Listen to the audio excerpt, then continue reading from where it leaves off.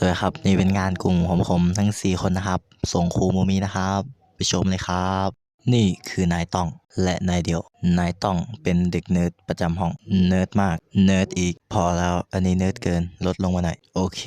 ส่วนนายเดียวรูปหล่อพอรวยแต่ขี้เกียจมากวันหนึ่งนายต้องได้รับมอบหมายให้ทำเวรนายต้องทำเวรทำแล้วทำอีกทำอีกทำอีกเสร็จแล้วเย่เย่ส่วนนายเดียวได้รับมอบหมายให้ทำเวรเหมือนกันแต่คนละห้องนายเดียวขี้เกียจนายเดียวคิดไอเดียออกนายเดียวใช้กำลังให้เพื่อนทำแทนเนื่องจากพ่อนายเดียวรวยมากเพื่อนทำให้ทำแล้วทำอีกไม่ทำแล้วไปแล้วอ้าวเฮ้ยไปจริงว่ะนายเดียวกลุ้มใจจะเอายังไงกับขยะนายเดียวคิดไอเดียออกอีกแล้วนายเดียวเดินไปที่ห้องนายต้อง